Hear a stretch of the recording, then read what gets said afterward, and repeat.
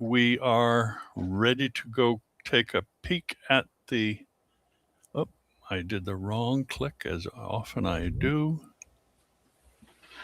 Our agenda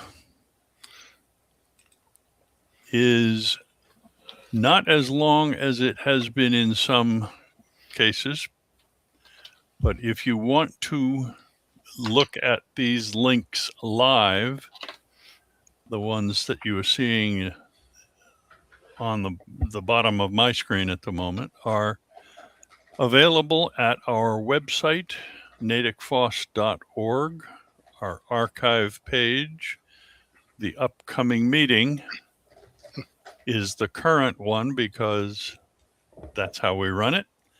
And if your phone is a cell phone with picture capability, you can get there more quickly by clicking the QR code here on the screen, and that will take you to the same page as the written out text of the link. Okay. FOSS News. The FCC is a governmental agency which has traditionally been independent of the executive branch of the United States government. As such, it has been considered a reliable partner in maintaining privacy exchange of data between European countries and the United States. The attempt to make the FCC, I believe it's the FTC, I think I have that wrong, to make that under the direct control of the executive branch is causing European countries to reconsider having any of their data stored in the US. This is not something entirely new, but this particular event is causing some major concern in a lot of different places in the world. Nobody knows how it's going to come out, but the European countries are in the process of trying to become digitally independent, not relying on any of the major technology companies of the United States, believing that they can't necessarily control their own data without making local services available within the EU. Anybody have comments related to that?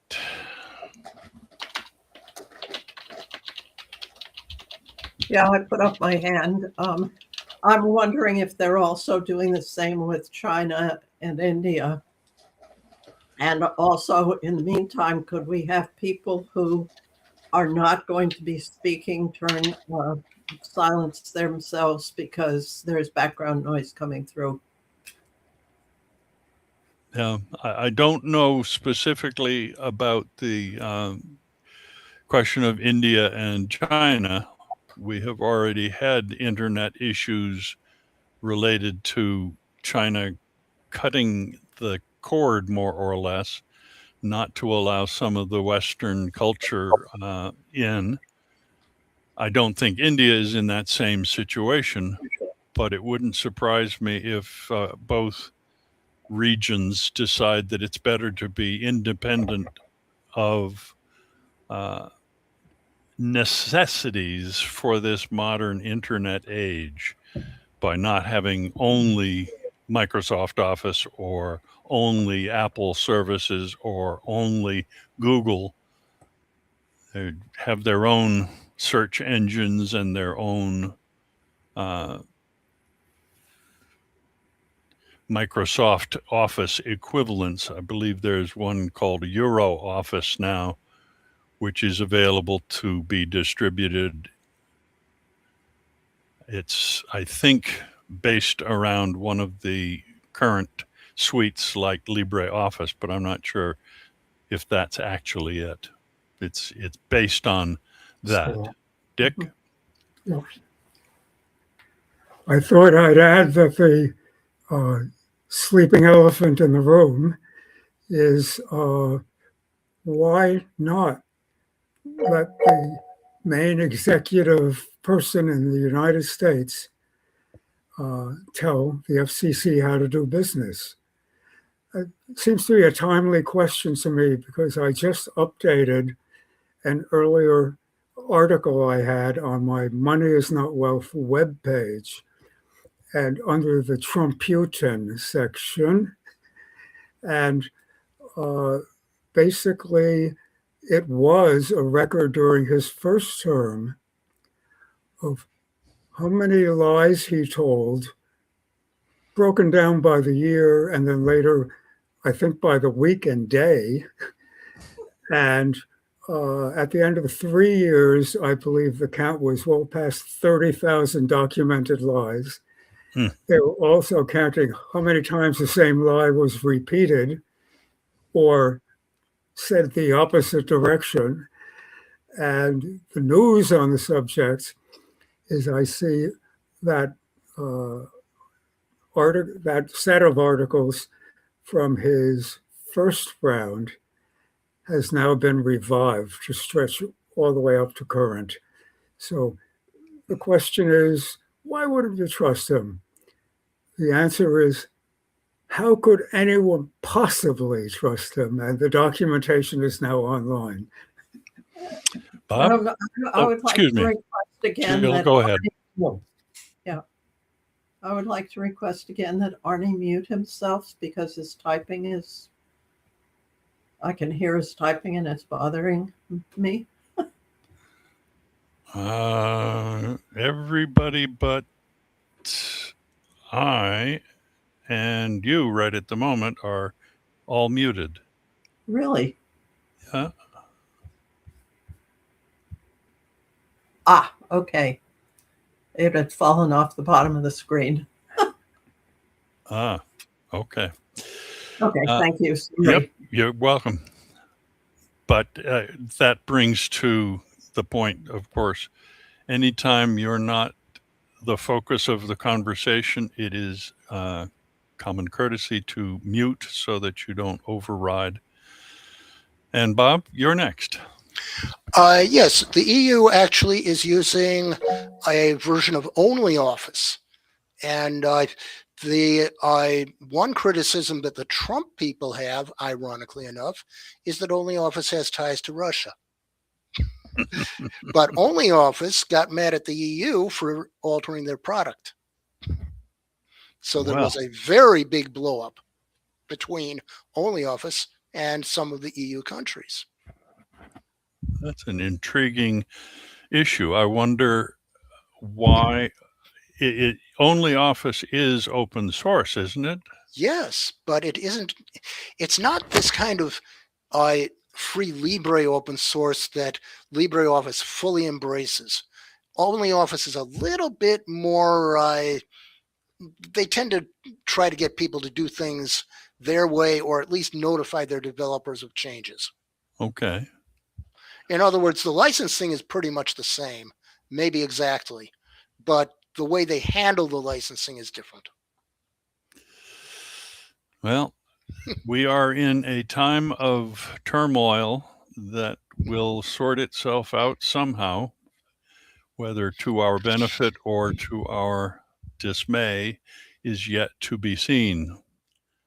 Nothing new in the digital world, I guess. A lot of things recur again and again. Okay, back to my screen here. The certificate of authority for the Debian distribution of Linux is undergoing some kind of rollover process. And I think it was troublesome for a while, my sense is that the process has taken place by this point. Does anybody know any more about that?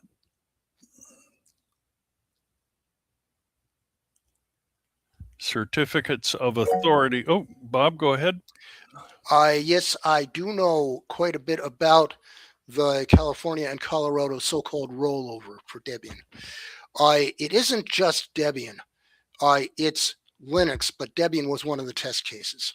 The other one, of course, was System 76. By the way, Algot, your screen just went black, your share screen. But anyway, the issue, of course, was, is open source software going to have to do this age attestation? And the rollover was that System 76's developer, they're based in Colorado, had a long discussion with Colorado legislators. And the same thing happened in California, that several companies, including Debian, had conversations with those who actually passed the original legislation. They got amendments, but in California, the amendment may or may not have come in time. It may not take effect in time. The key wording, and this has been misunderstood by people like the fellow who does Lunduk Journal and one lawyer who keeps posting on, I think it's Stack Exchange. They question, does the wording really say that a restrictive license, which is what GPL3 is exempt, or does it say the license has to be non-restrictive, which would be exactly the opposite of what they intended to say? But it turns out that as it's being interpreted, it's the very restrictive licenses that exempt you, so that anything can be changed. There's a deTVOization, et cetera, et cetera. Nobody can claim that this operating system has to conform with this app store the way Android is becoming, that sort of thing. So Google with Android is going to find what they just did to be disadvantageous, unless they really wanted it in the first place, which we think they did. Or are they going to open up a little bit more and perhaps run the risk of having things happen like what just happened with AUR and possibly one other repo that is actually community development repo? It's good to have people with good knowledge here. I appreciate that, Bob. Okay, can you see the screen here of the agenda share? Yes, It just came back. Oh, good. I think it has some focus question, and when I switch away from the live screen from Firefox says, well, this tab isn't being used, so I'll just blank it. It's done in the background. But I think when I focus on the screen, it comes forward. Okay, Linux kernel is a thing in flux. As we all know, various contributors offer their service to the kernel so that we can have this open source operating system. And things that are old and baked in deeply take a long time to fix. And apparently this troublesome strncpy, string copy, I think is what that means, took over 6 years with 362 or more commits to the kernel chain of commands to allow the elimination of users being able to use string copy. And by the time that Linux 7.2 comes out, that will be a finished task, they think. It's a security issue that you hope systems can get rid of, but sometimes the stuff is so embedded that every instance has to be treated separately. Where the code is called matters, not just that the code exists. How it's called matters. And it took 362 or so, 6 years of time to eliminate the problem. And I heard a hand, and was it's me. Bob. It's Jerry. Oh, it's Jerry. Thank you. Thank Yep. you. Okay. First of all, I have actually written string copy because I wrote the entire C runtime library back when I was at PDP 11. This is stir-n copy, which is different from string copy, which does not have the n in it. This stir-n copy does not have it. It has the ability to be able to exceed boundaries that the regular string copy does not. So it is a security concern. And stir-n copy still exists in the standard C library, but it's always been a little bit of a security issue. All it is copying a string to another place for an n number of bytes, whereas the standard string copy is copying until it gets to the null termination. Anyway, that's my thing. And also, the kernel has its own set of libraries, because the regular runtime library, it tends to be dependent on the kernel. Okay, that's enough for me. Thank you, Jerry. It's always one of those things that reading at a user level sometimes isn't enough. You need to have the technical background to understand something. And this group has that technical background, for which I am very grateful. Thank you. Okay. Those who want to attend a conference often can't.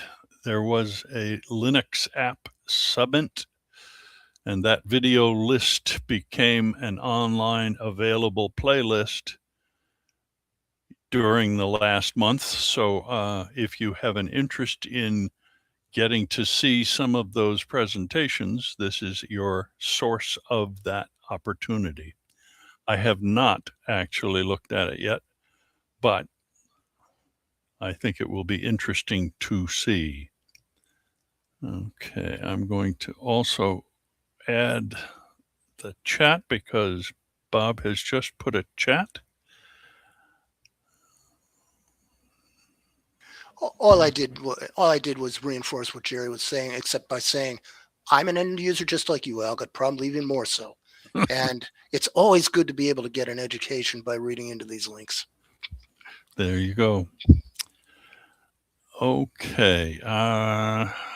FOSS history is blank again this month for no good reason. There's always some FOSS history, but nothing came across my desktop. Anybody else have something that tweaked their interest during the past month?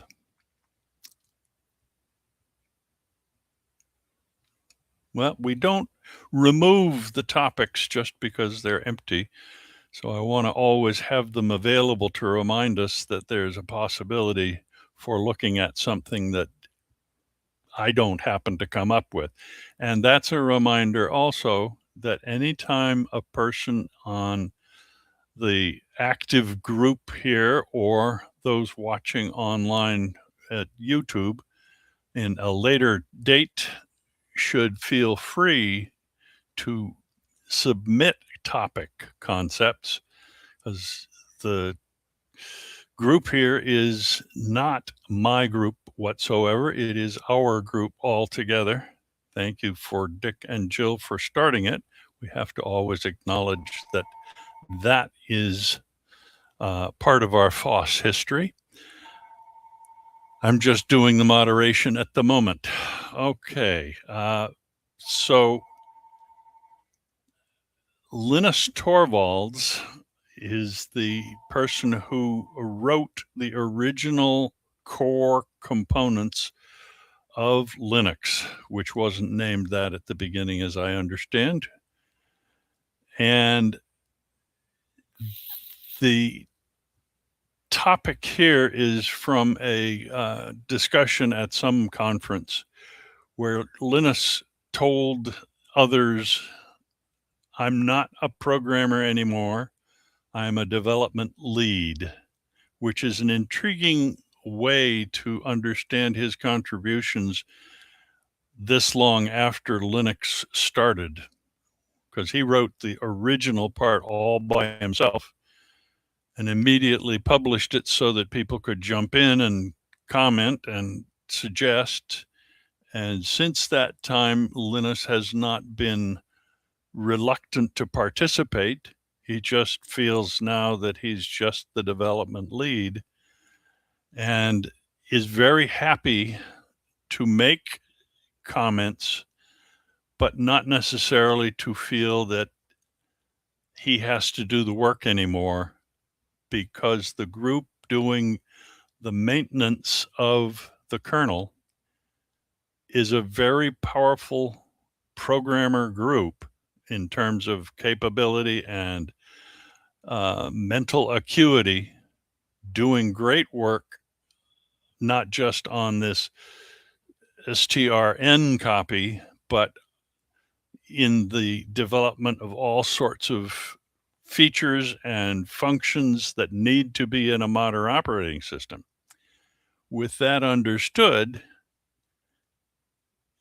he is not averse to making changes that reduce the burden on the programmers.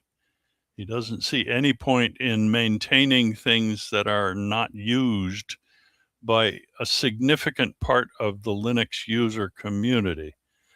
And those of you who still have a 486 processor running will need to use a version of Linux less developed than 7.2, because 7.2, which is the next major release, will drop support for the 486 processor. I don't have any of those still running, I know. Anybody else still have a 486 or a 386 processor going? I can't imagine these days.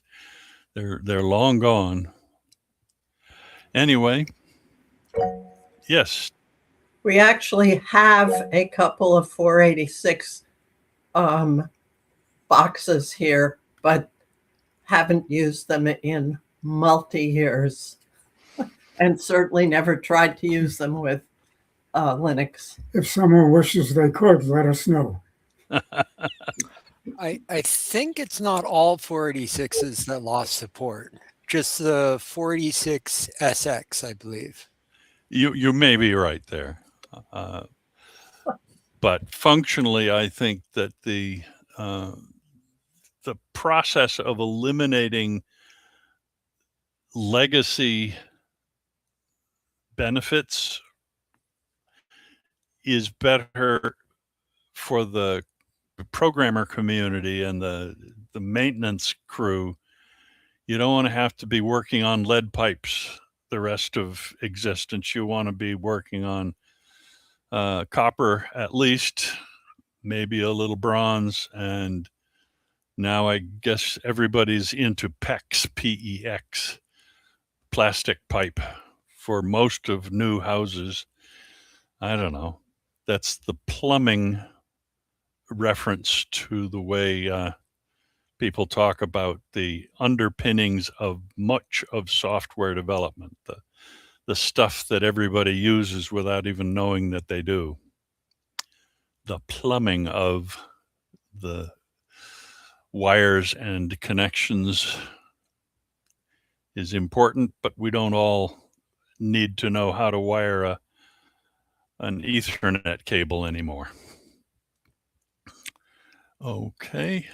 Arch Linux. This was from Ed and was going to talk about the malware incident or multiple incidents related. Ed, do you have a comment here?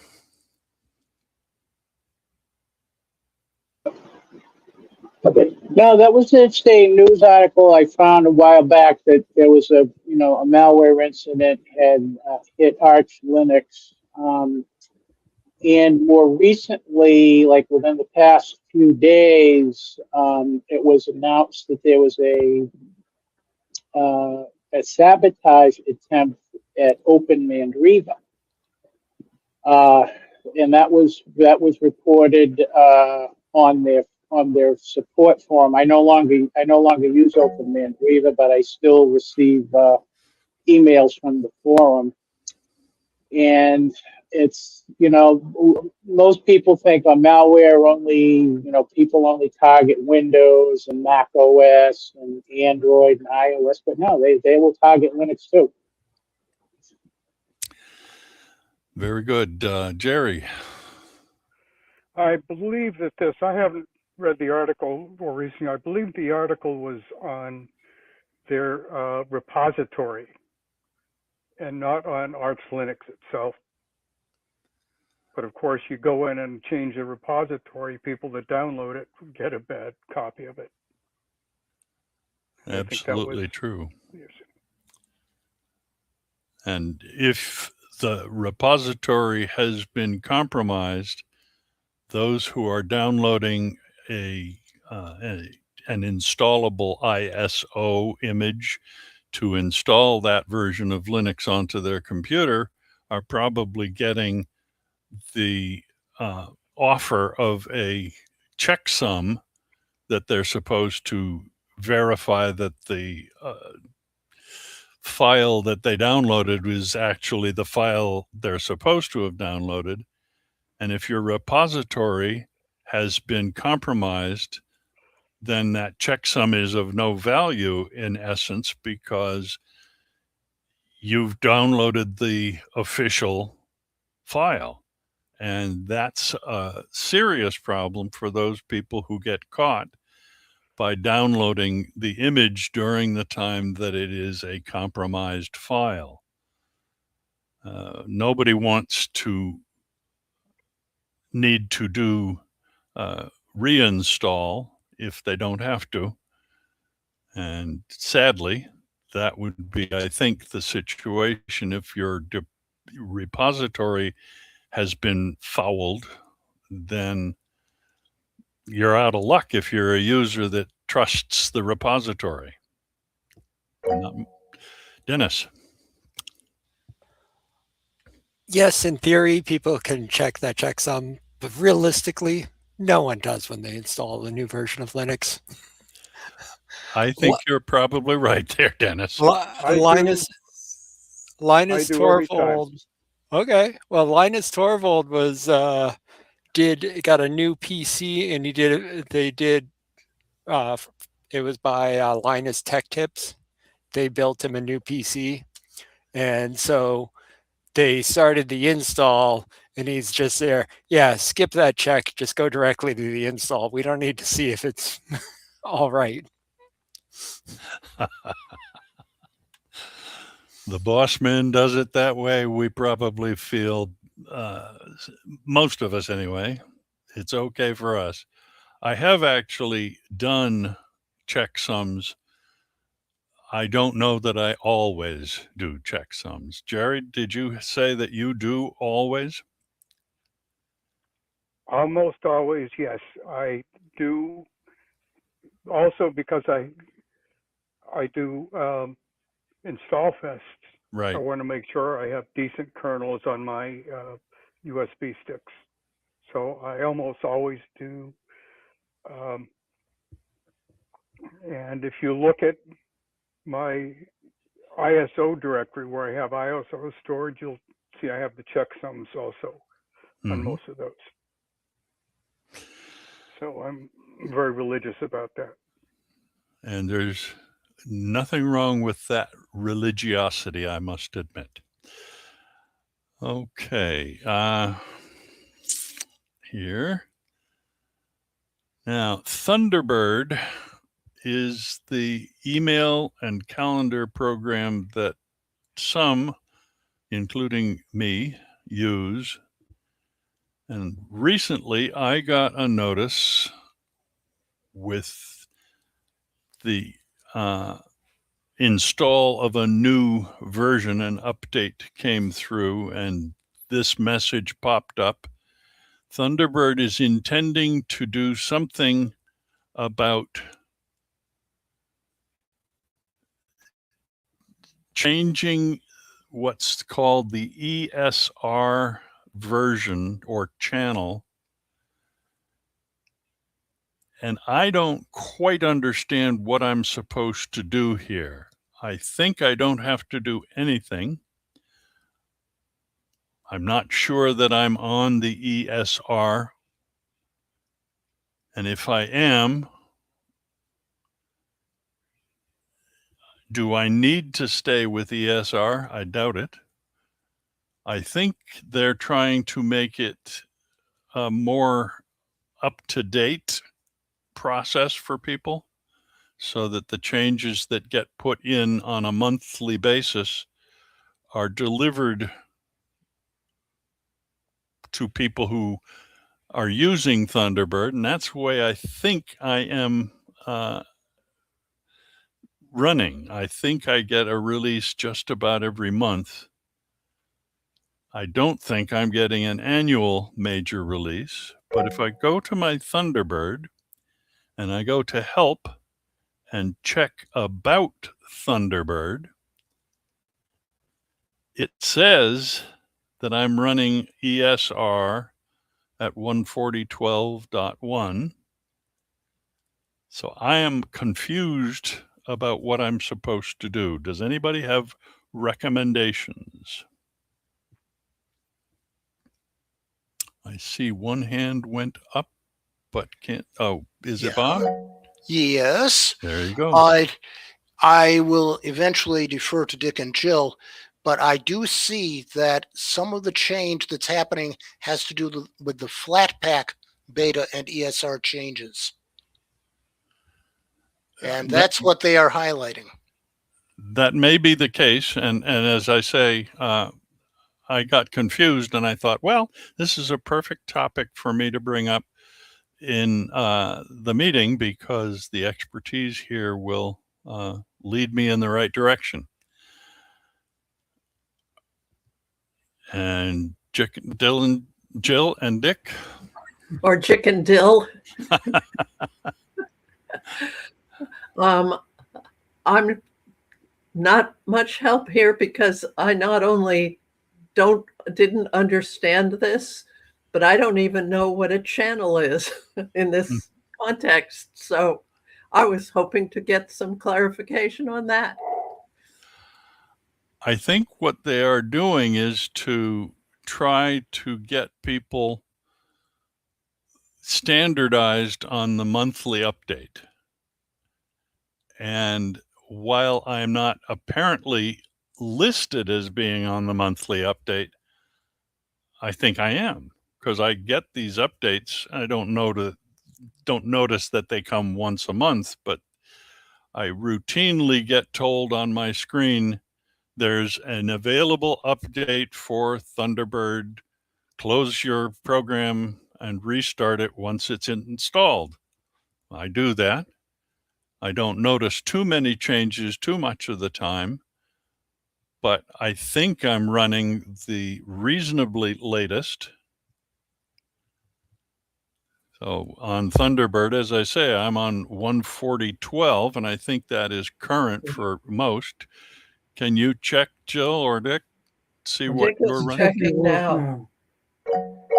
Yeah, 140.12.0 ESR.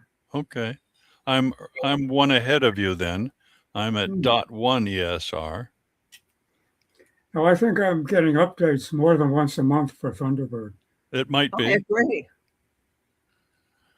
In any case, this is also a snap for me, Well, and that may be part of the process that, as Bob said, this is not a snap issue; it's a uh, flat pack issue. But we are on Linux Mint, and I believe we try to avoid the snaps and work with the flat packs as much as possible. okay. Anyway, I One will. other thing about channels that Joe was asking. Yep. Just as in Chrome or Chromium, you have a canary, which is bleeding edge, and beta, which is advanced but still not considered stable. And then you have the stable channel, and then you have the extended release channel.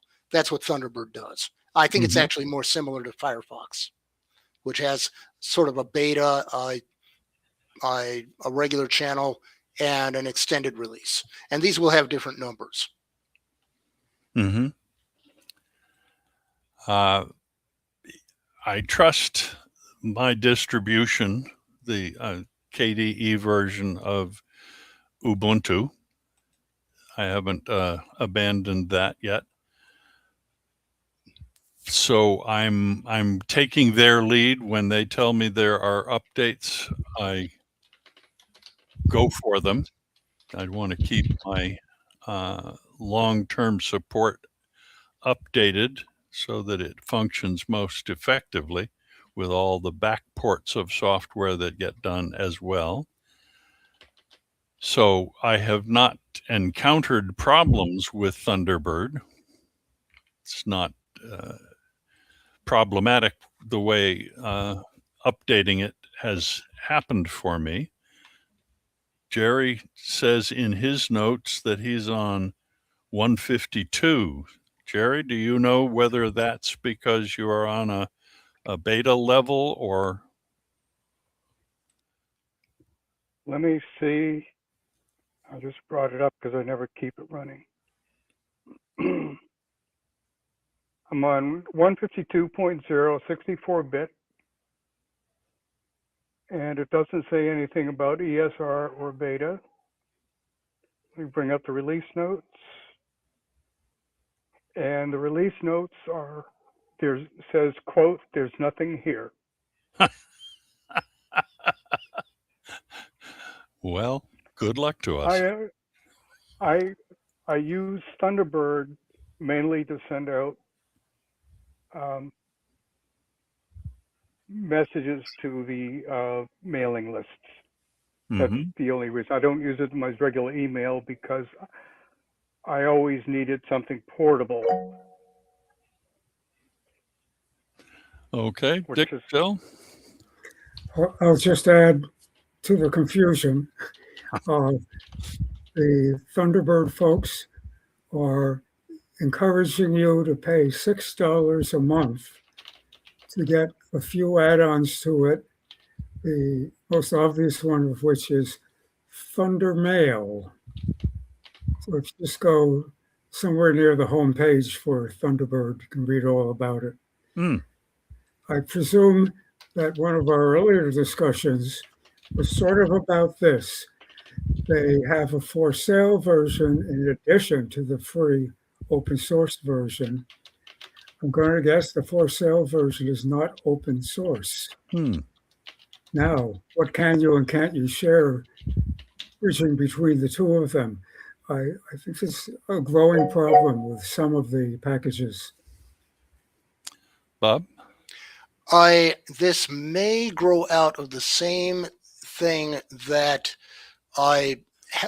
that happens with Firefox. Firefox is not fully open source.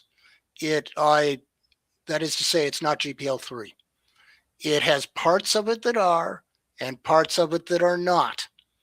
And Firefox developers have blocked the development of some forks and some projects by contending that they have proprietary rights over some of their code. Thunderbird may be doing this little trick where because some of the code is proprietary, they feel they have a right to charge subscriptions or money for the parts that are proprietary, which might include some plugins.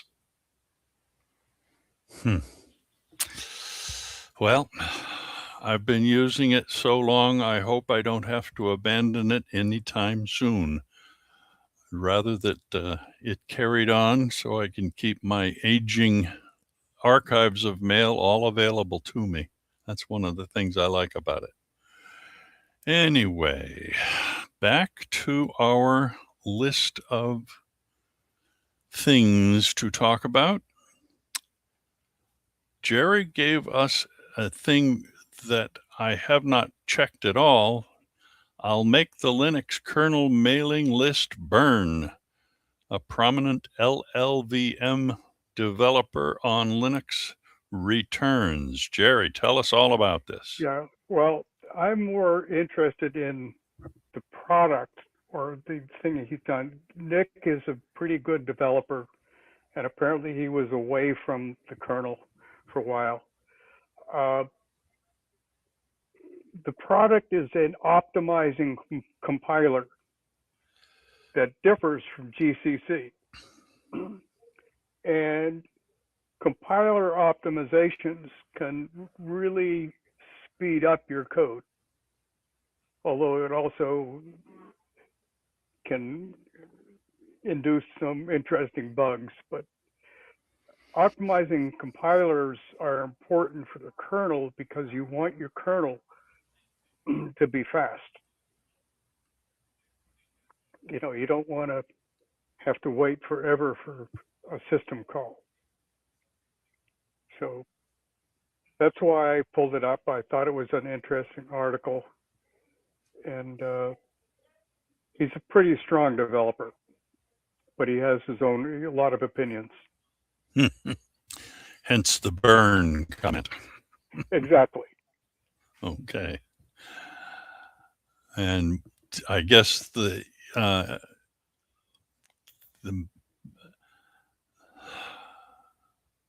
message to be taken from this is stay tuned for further developments.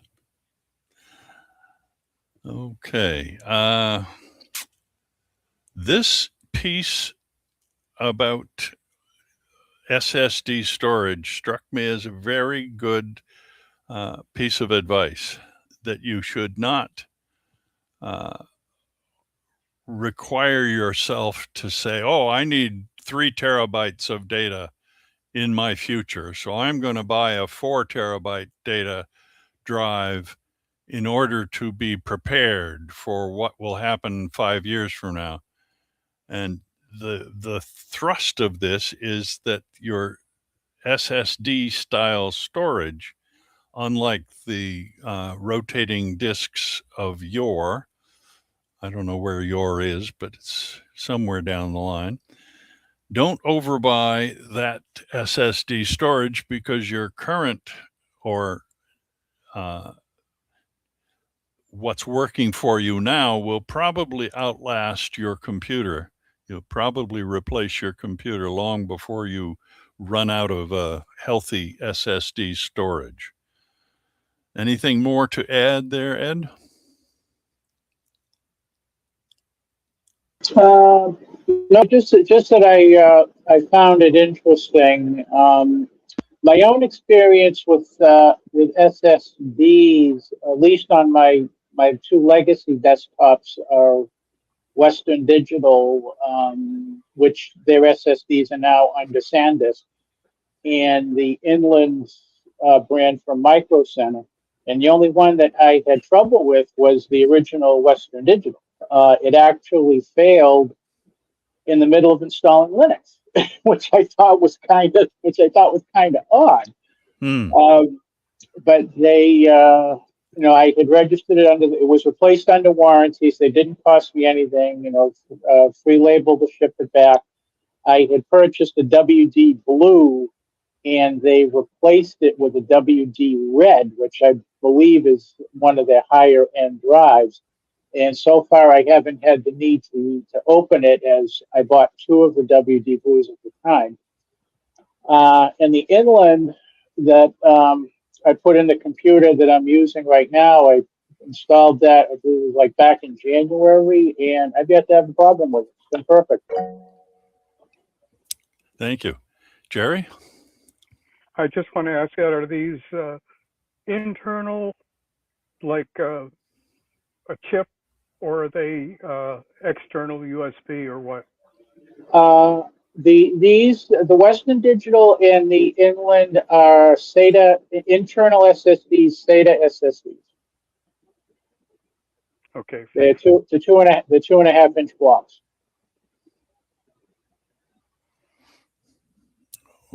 Okay. So, Dick, you have had some experience with drives that are not up to snuff, and you have currently what size drive in your laptop? At the moment, I believe I'm running a 1 terabyte SSD stick for the system and more, and a 2 terabyte internal rectangular in a case. Which is data only. So I've probably got probably 2.75 terabytes of data space, maybe Mhm. more. And Currently reading over 1 terabyte of free space. and And, would you and it would didn't you cost much, and it's been quite reliable. Lately, I've been thinking of putting in some 4 terabyte options, and I've been getting a lot of virtual 4 terabyte drives. Hmm. You can get them for under $50, and says right on it, often imprinted, 4 terabytes, and they're absolutely that good as long as you never try to access more than, say, 64 gigabytes.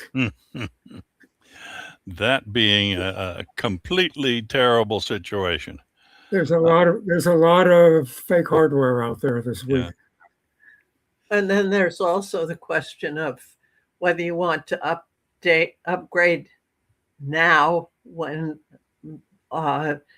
the SSDs are quite expensive, or wait until that bubble breaks and the price goes down. Or We can only hope. Jerry? Yeah, I just want to accommodate. There are tools that you have on Linux that you can actually test a flash drive or an SSD to see how much actual storage it actually has. But as a practice, I always buy one of the more reliable brand names. I don't go to discount stores and buy their house brands, even though some of them can be pretty decent, like ONN seems to be good, as Ed has tested. But I don't trust anything that is not one of the standard brands yet. Mm-hmm. Good advice for the at least normal users to follow, not overpaying, but not trying to be too frugal. Dick, Jill? I can say more on the same subject later. I've got a bunch of demos here, but they're for hearing devices. Same story. Yep. And to Jerry, we have a lot of times I'd prefer not to have to open the computer and plug something in there directly in order to test it, and the Linux commands that I've found for testing them often don't work on external drives. Hmm. I beg to differ on that because I've used that to test my several of the external drives. I'll try to remember what I used.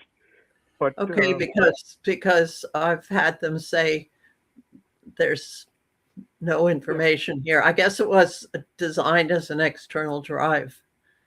And it just says, sorry, no information on this drive. Okay. It's quite annoying. One of the things, remember that your SSDs most of them are NAND, N-A-N-D, the better ones, but they're, really memory, similar to flash. But I think that they're testing, and it's also what I was going to mention, and I had kind of forgotten. There is adapters that you can get that you can put an M.2 chip into an adapter and plug that in to test that you don't have to open up your computer and do that. Yeah, maybe we'll have to, next time I run into a problem, I'll consult with you. Or maybe you can get a framework computer like Dennis and I have.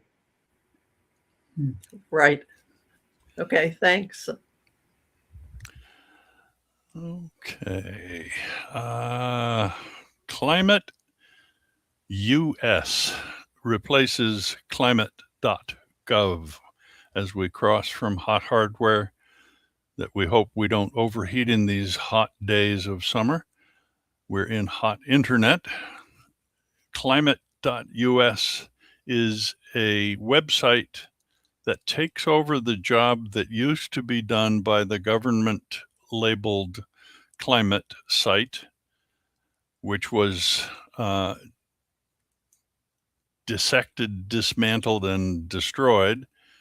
The same scientists who were participants in developing and displaying the data for the government site decided that they would work, now that they're no longer government employees, for whatever company they work for, but would pool their resources to put another site online so that the data and the information would not be lost, would not be simply swept away.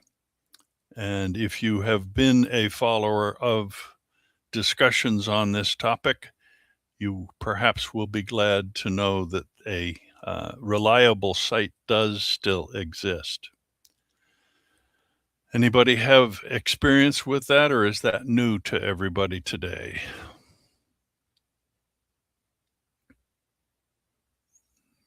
No extra information? Okay.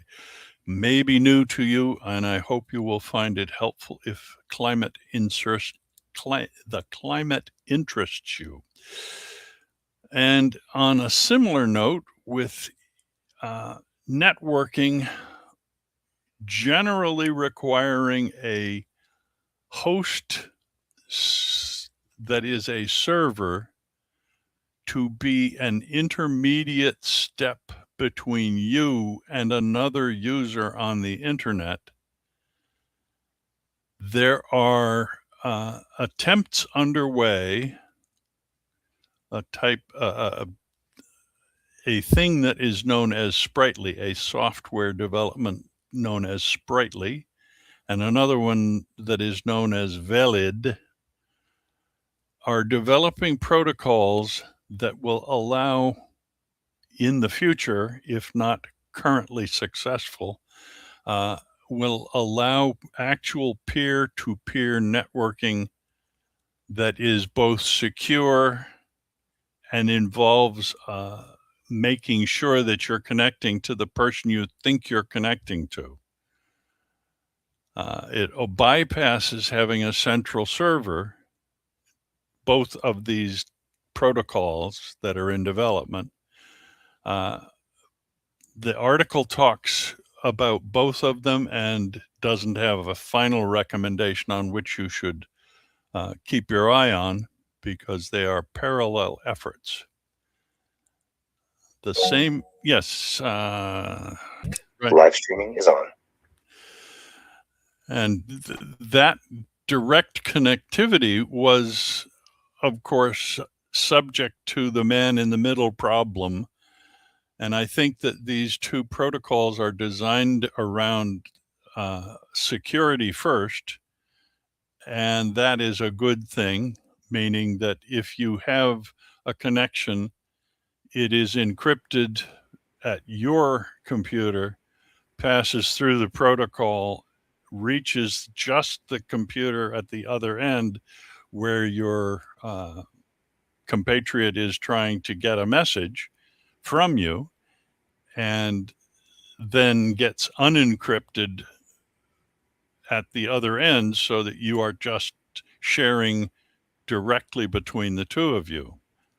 I don't know if this is going to cause consternation with the NSA and other organizations in other countries, but that I think is the goal, to allow simple, direct conversations without intermediaries and without man-in-the-middle attacks of concern. So we'll see how the process develops. It's not done, but this is an effort underway. What? Security? We don't need no stinking security. Oh dear. Okay. Computer security is our next topic, actually. Even though this peer-to-peer networking talked about security, that wasn't its primary purpose. It was a networking protocol. All right. Jerry gave us this one. I did not yet have a chance to read it through. Okay. The bad ePOL. It's a 0-day vulnerability that allows root access to Linux server. It uses, ePOL is a threading primitive or threading command. And it essentially can be used by somebody pretending to be a browser.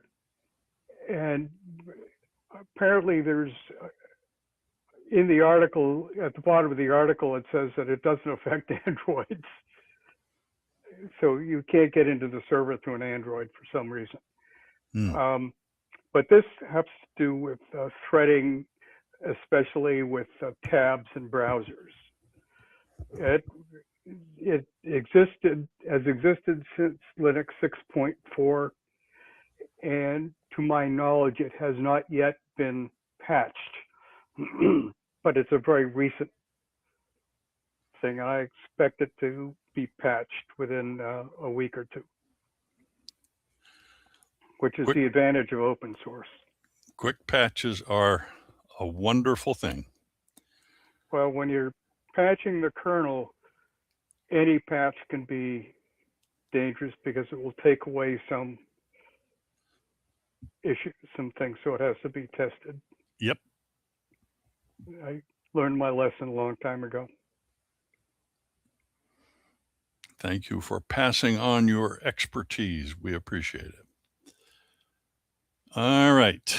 We have Vivaldi, which is a browser suite, has a bold pledge that they will not put AI in the Vivaldi web browser that you put on your computer.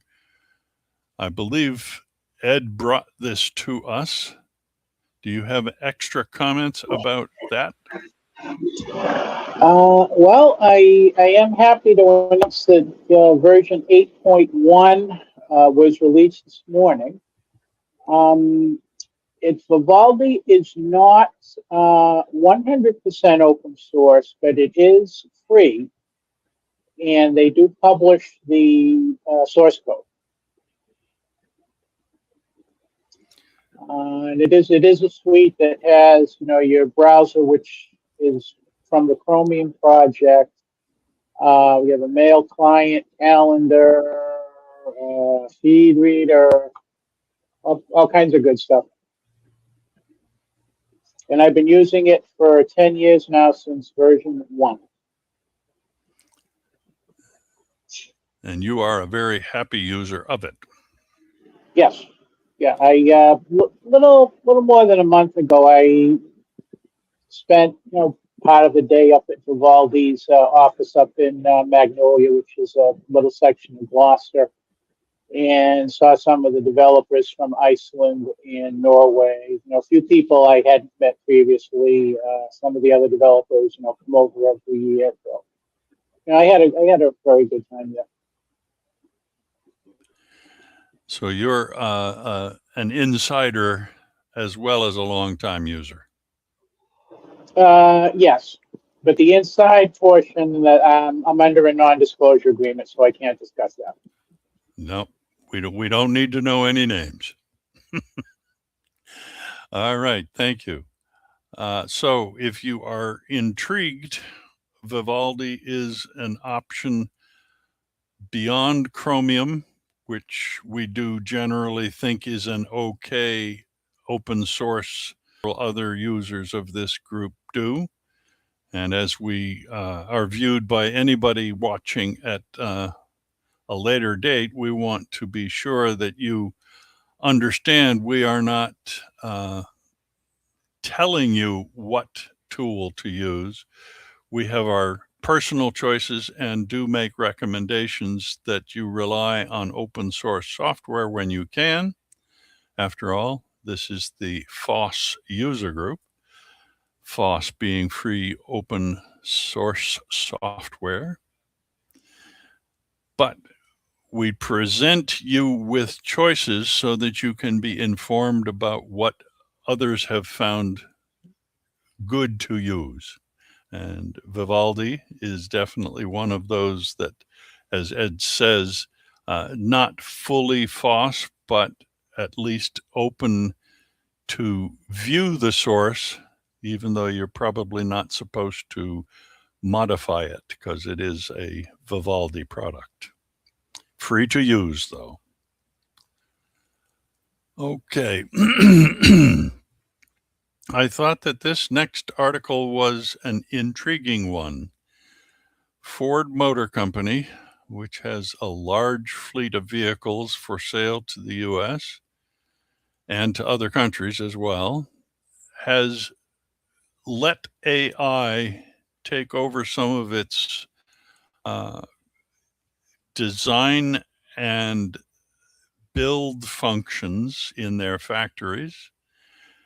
And what they found was that the AI did not do a good job of catching quality control style issues. The specifics are in the article, but the upshot is that they wound up rehiring a whole bunch of former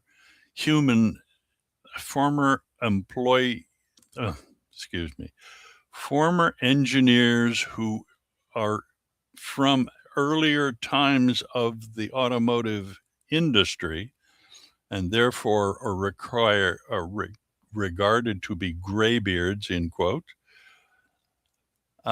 to catch and therefore fix quality control issues that the AI was expected to do. So in spite of success that Ford feels that they have gotten from their AI conversions, they have admitted it is not yet successful to the level that they need it to be because they were putting out cars that weren't good enough. And that human engineers would have done a better job than the AI has done up to this point. We'll have to see how that kind of process continues. Okay. An interesting item about chatbots that make stories, meaning tell you what you've asked about. There appear to be consistencies in the stories that nobody particularly expected to find. That a character named Elias, who is a lighthouse keeper, seems to be a recurring character in a lot of what chatbot output gives as answers and or stories to the prompts that people put in. Kind of a circling of the drain sounding story. And then Bob gave us a similar article to look at here. Bob, do you have more to say about your contribution? I have not read it yet. The original link leads to a paywall. So I found a similar but somewhat shorter article, which does not have a paywall, but it's in a publication that does tend to have some ads. So you've got a trade-off. Either you pay for it or you put up with ads. Did I miscatch that, or did I mention that it had a paywall when I posted? When you posted it, it didn't have a paywall, but that publication introduces a paywall after a period of time. My apologies for not catching that. Wall Street Journal does the same thing. They'll offer articles for free for a limited time. New York Times also. So maybe I caught it before I had run out of my allotment and didn't realize the problem. Thank you. Thank you. Joe? Yeah, sometimes you can get past the paywall by clearing your cookies. Mm-hmm. Thank you. Yeah, I tried. The other thing is the article I found had some really good comments about this that add more clarity. Always a good idea to read comments when they are available, because sometimes the expertise is not in the original. The expertise comes from a lot of wise heads out there saying what they have to say about the topic, as we see here in these meetings. All right. The Europa AI model is an attempt or a plan that they are going to develop an open source model for achieving artificial intelligence sovereignty.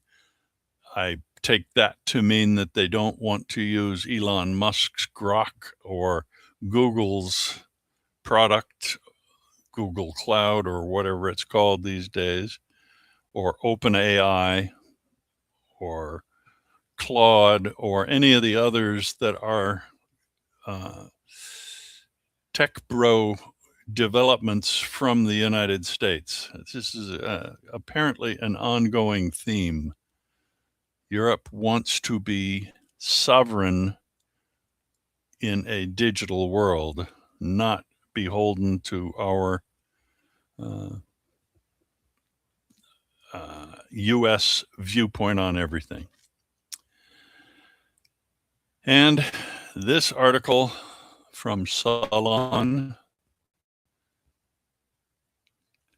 describing what it will take to pop the AI bubble. He believes that the sooner that we pop the bubble, the better. But how we fight back against the AI dominance is an interesting process. I recommend reading the article. I believe that the subject of the article, Cory Doctorow, is a future thinker whose ideas are worth considering anytime you think about how you're going to behave in your own life a few years from now. He's paying attention to that kind of information. Oop, I just closed my window. Hold on.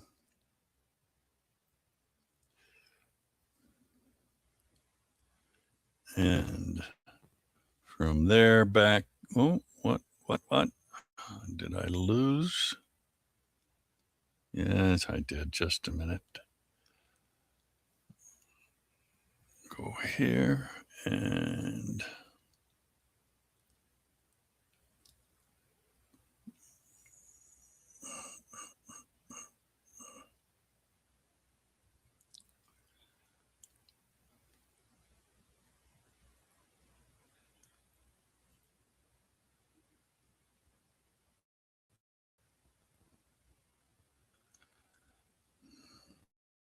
lost it. There it comes. Is everybody seeing the agenda again?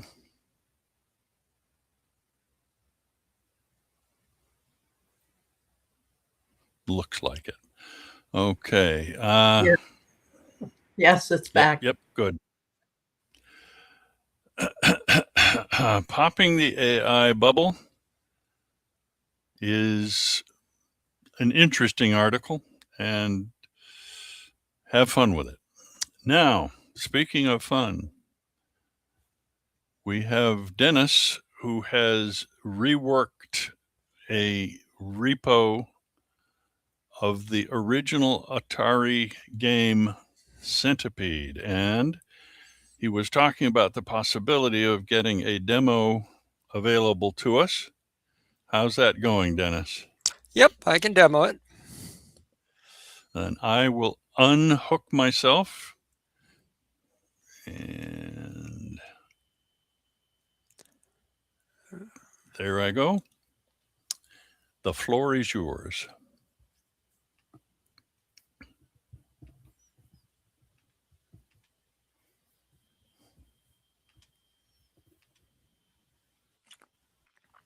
So I was asked at when we demoed at the Science on State Street, someone was there saying that they'd like to have Centipede. So whenever I have someone request something like that, one of the first things I do is I go to this website called osgameclones.com. And from there, you can search for any old game and see if there are any clones that people have worked on for under Linux or open source in general. They're not always for Linux, but they're open source. And Centipede was rather disappointing because the only thing available are disassemblies of like the original versions of Centipede. And I don't know about you, but I'm not converting Centipede. I'm not converting assembly code to anything else. I'm just staying away from that. I've done assembly code work. I'd rather stick at a high level language. So I did a search online on GitHub, and I found there are a lot of other Centipede versions that people have that aren't listed here. A lot of them forget to include a license, which is a problem that I have on GitHub all the time, where someone releases something for open source, presumably, but they don't include the license, so you have no idea what you can do with it. But I did find someone who had created a version for a class project. And it was a pretty good starting point. So I modified it. I did find that I thought it was pretty good when I started it. And then when I started playing around with it more, I realized that, wow, he didn't get around to implementing a lot that I assumed would have been implemented. So I had to go through and add some of that in. So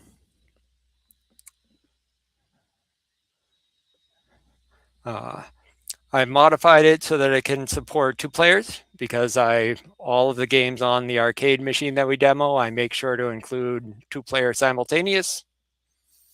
Right now, it is currently missing some features from Centipede. So for example, it only has the spider. It doesn't have the flea that drops more mushrooms down. So if you go over and just shoot up all the mushrooms, you can eventually like clear the whole screen, which is not something they allow you to do in the actual Centipede. Are you guys seeing the full screen or not?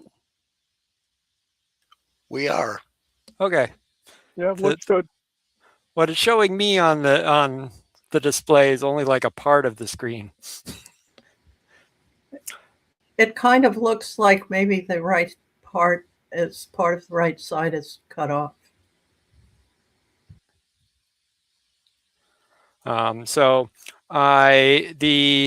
Well, he did release this one with an actual license agreement. There was a problem that I had with it in that all of the graphics were actually from the arcade machine. He had just taken the sprites from it.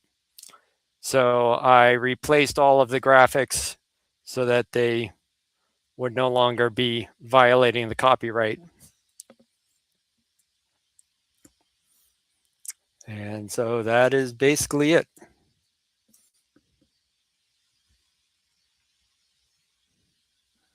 How far along do you think you are on a final version? I think I can add in the other creatures that are needed to make it a more compelling game pretty easily. So in that respect, probably not that far away. Mhm. I may not have the time in the near future to do it, but whether I stop with that or not, I don't know. I might decide to do more. Now, is your repo something that needs to be compiled in order to run it on our machines? Yes.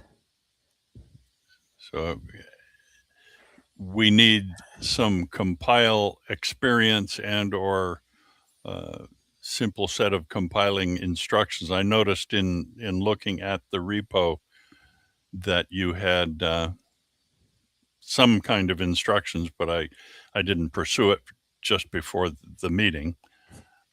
Yeah, so it is a C++ program, so it does need to be compiled. The original developer, he went over and included the library needed to run it into the repo to make it easier to compile. I don't like that because I'd rather use the system libraries.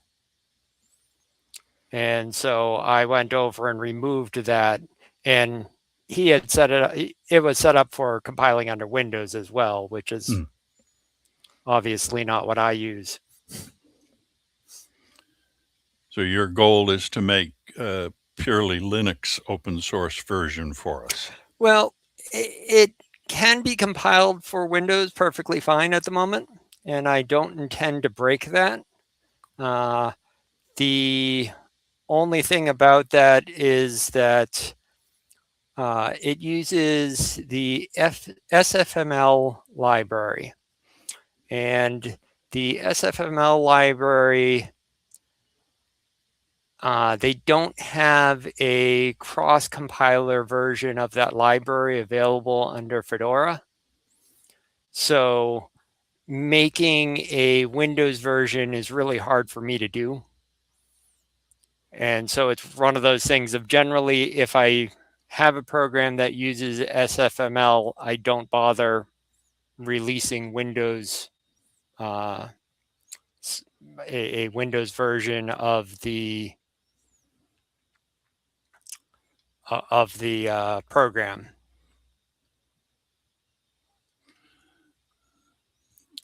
Whereas if it was using SDL, which does have a version that's available for cross-compiling, I build that so that Windows players can easily play it. SFML is not my favorite development library. When they went from SFML to 1 to 2, they decided that they didn't like their naming convention, the way that they capitalized the API. And so they changed every single API. Uh-huh. So all of your programs broke, and you just had to do basically just capitalize or uncapitalize the first letter of each function, which is just annoying. There's no good reason for that. And they've recently made SFML3. And again, they have a long list of this is what you need to do if you want to convert to it. And a bunch of things are just, they changed it because they felt it was better, even though now you're forcing all your users to fix all of their code that wasn't broken.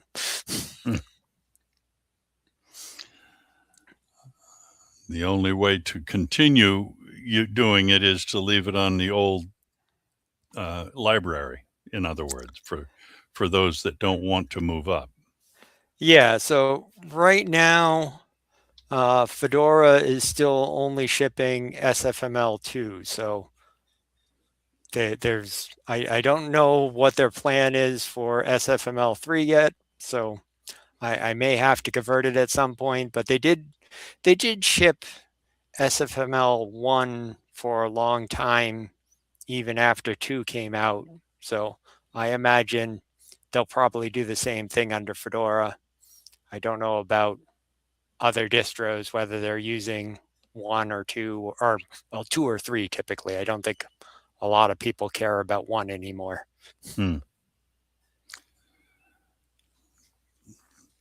I will be interested to see how this progresses because my wife has very little interest in computers at all, but she loved playing Centipede. So maybe I can get her back into it if I can get a Centipede version to run on my computer.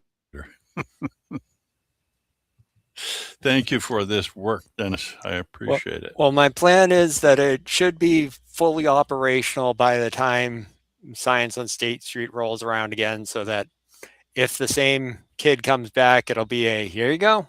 Centipede is now available. There you go. I love it. Okay, it looks like we've gotten through our planned agenda, and we are about a half an hour early on our extension of the meeting. If anybody has added topics, this would be a good time to add them to the list. Yes. Okie doke, Dick and Jill. This is the topic, and plenty of them. And for this particular one, is it upside down or right? Better. Lots of tools, capabilities, small size, small weight. They fit easily on the ear. Some of them go in the ear. This one can be a left ear or a right ear. Could use it either way. And this is currently my personal favorite one of many. For listening to music. And some other things. This just came in. I haven't seen it yet, but you'll cut a slit in the bag. I did? No, I didn't. It's going to be a big hearing aid, isn't it? I think it already had a slit. It did. I didn't cut it. Oh, you didn't do it? No. I wonder what we didn't get. Well, here's one thing we did get inside the bigger bag. This is just hot out of today's arrivals. 2, and I think I know what they are, but if you be so kind. It says purple. So these are going to be a pair of small, lightweight stereo speakers to attach, I think, wirelessly. And Okay. I was just looking for a photo of what they're talking about. We'll see if there's anything in the box. This one's right through there will do it nicely. And down the two sides toward the bottom after that. I think it goes across here. Oh, okay. And the other third side then. And bit by bit, these are said to be very good. I haven't seen any of this one yet. Wait. But my hearing is getting worse. At age 90, I'm told that's okay. But there's things to do about it. I have a set of hearing aids, a fancy professional kind. I believe they were middle range cost, which is to say about $4,000. Our share after medical insurance and such was still, I think, close to $2,000. The one I waved at you before was going for $6 delivered, including shipping and tax. It does a hell of a lot of the same things. And these I've only seen ads for. It's sealed in by its own little sealing ring. That's interesting. I'll let you wiggle it. But you can put two of these alongside your speaker or in two corners of the room for greater depth sound. They're wireless, and This is weird. they're supposed to be good. I think you want to keep this gasket. Yeah, well, it slides out from under it for some, Oh, you got it. but what happens next, I'm not sure. It's so simple, only a child Oh, can do it's it. magnetic. Here, hold it. This will glom onto anything metally for magnets, and then this will glom onto it.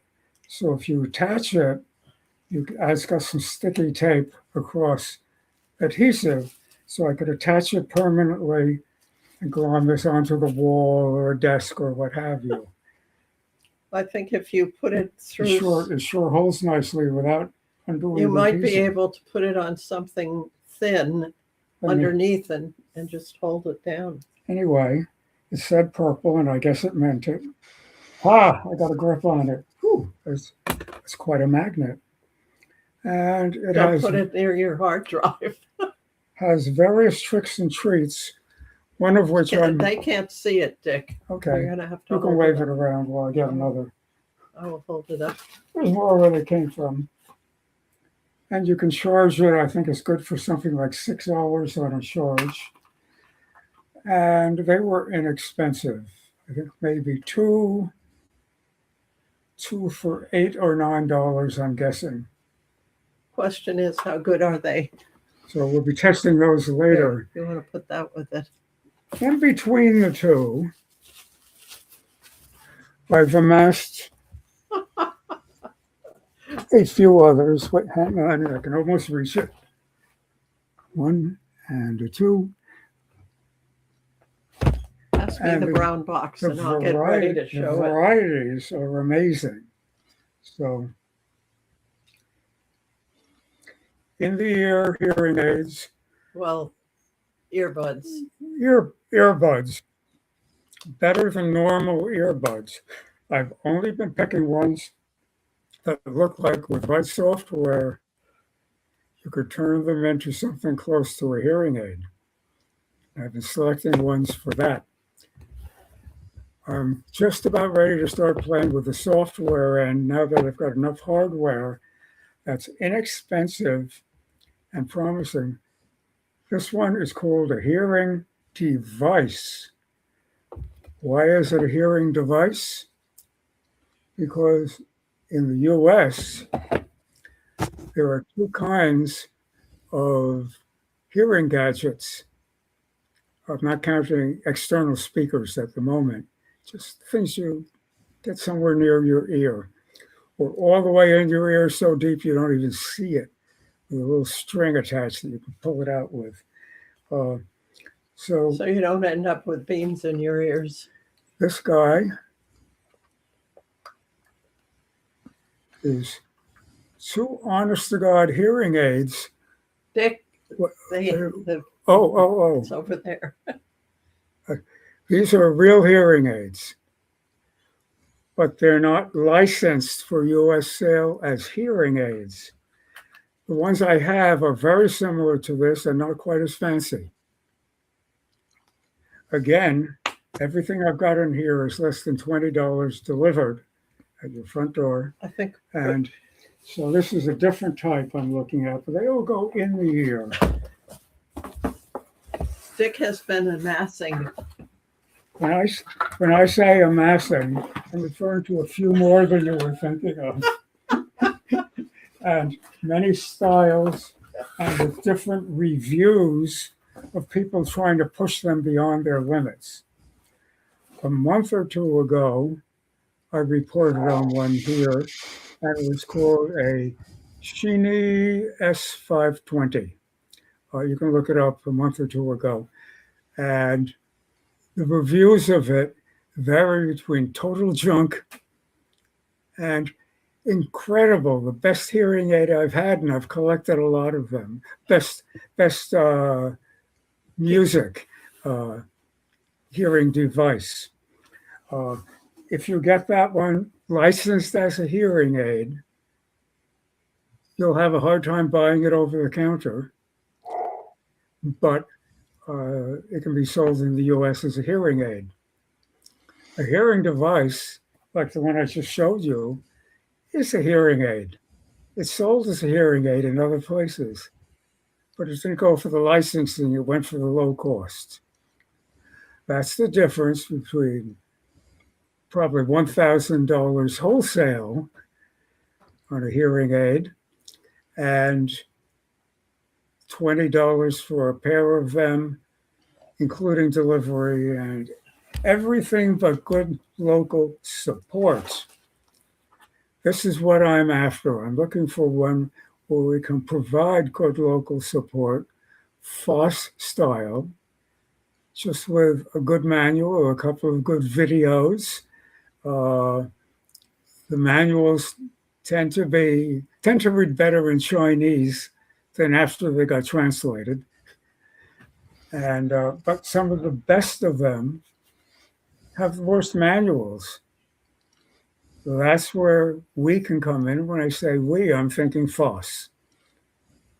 How do you take this one and turn it into that one?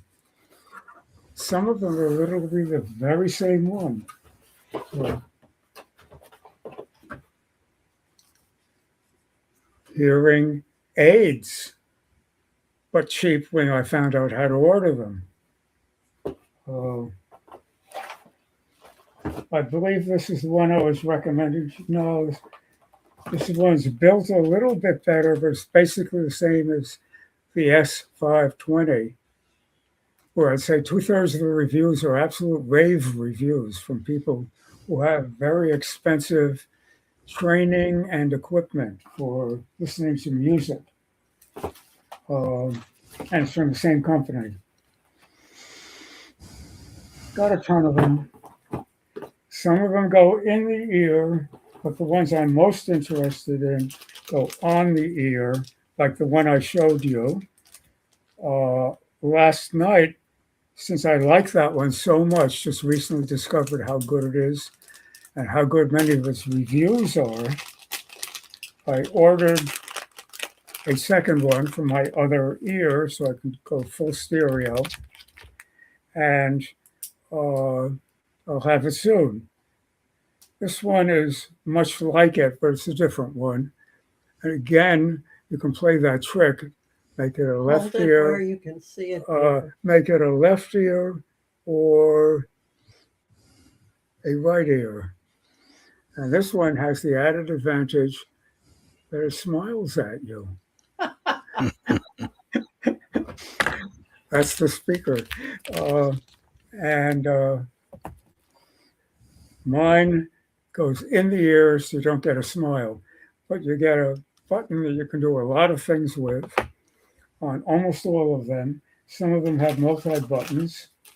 And the main message is I've got so many promising ones, and they aren't all a good fit for every person.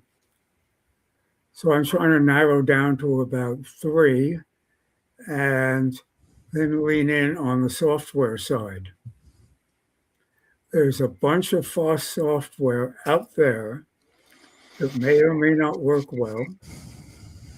There's a bunch of FOSS software out there that looks like it'll need a touch or two for the latest tricks, but only that, just an update. And I haven't talked to any of those developers yet. They were looking at more expensive devices a few years ago. This is incredible. One of the best ones you can get for $2 delivered. If it fits your ear and your liking for the detail of the sound quality.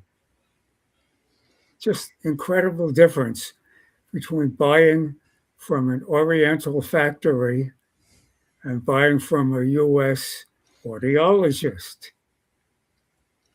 Anybody else want to join in?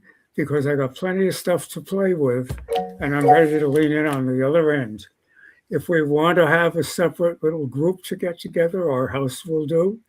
But maybe you just want to take 1 or 2 after playing with them for half an hour, see which ones sound better to you, and then go and start playing with all this other software. I've only cased the joint on that. I haven't leaned in. That's where I'm at on it, and I think it's going to be an exciting project. There you go. Any questions? I think Jerry has one. Yep. Yeah, I just got a new set of earbuds. They're called Earfun 4 Plus, and so far they have worked for the entire meeting with no issues.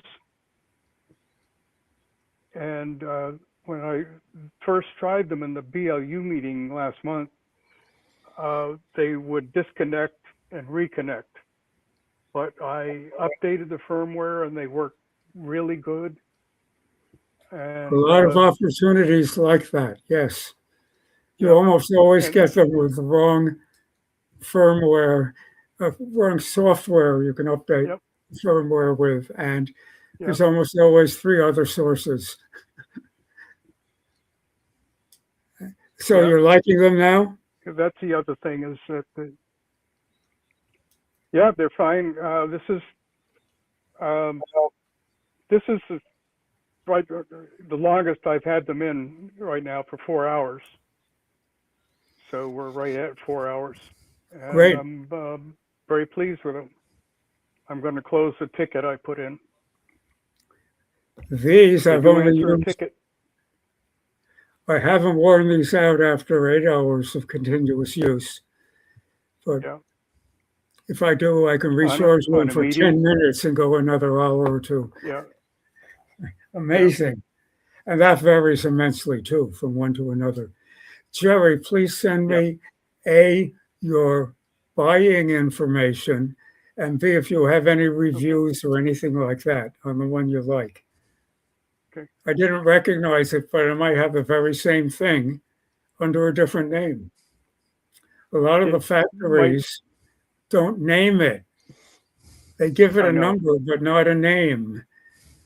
If you want to order 500, it's Dick Phone or whatever. I had some very good ones, and for some reason they disappeared. And I needed to get some new ones, so I just got these from Amazon. If you like, just try a whole bunch of them first and see which ones you like. Yeah, well, I didn't have time. I've got them, and they're here for figuring out what best to do with them. So you're welcome to try. Just give me feedback. I like earbuds that go completely in the ear, or they stick out a little bit like this one. But, the in-ear ones are good if they're a perfect fit for you. They isolate the outside noise pretty well all by themselves. But the ones that sit flat on the ear are much more comfortable for most people for the long run. And they now have noise canceling built into many of them. Stand back, here comes another AI discussion. This this does have Just keep noise on going. canceling. And you can get And, AI noise reduction ones. I've had vacuuming going on downstairs, but mostly I was, my cleaning lady was here today. So, Well, that's what I'm thinking of.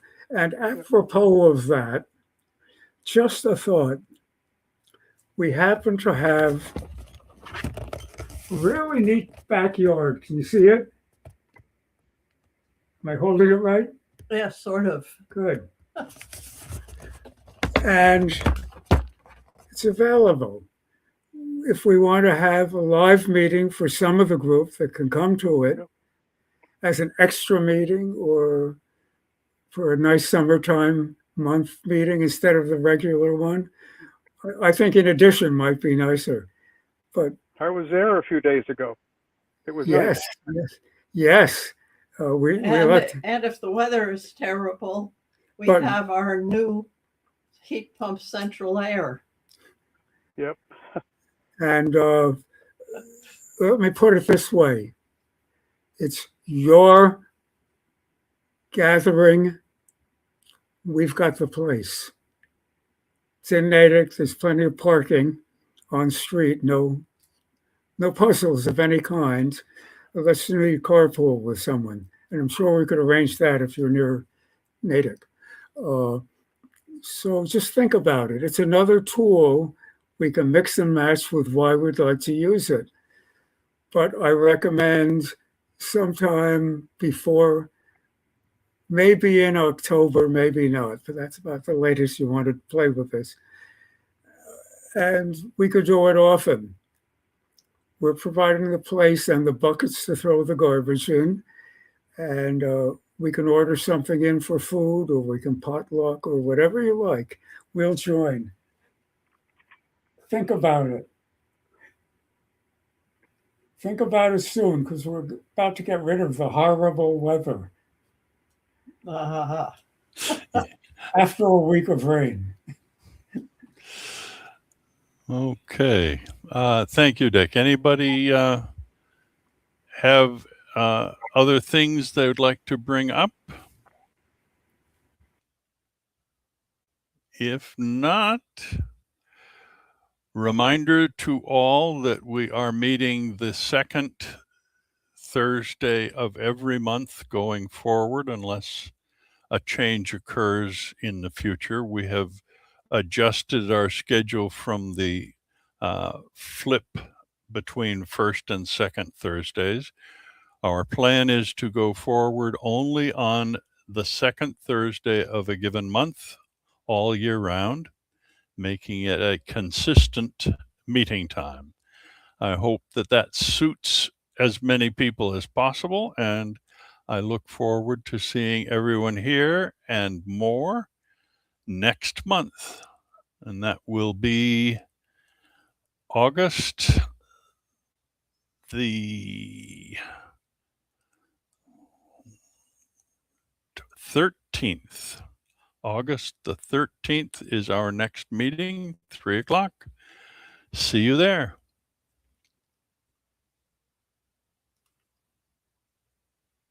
Bye, everyone. Bye. Good meeting. Goodbye, everybody. Yes. One more copy from Chad.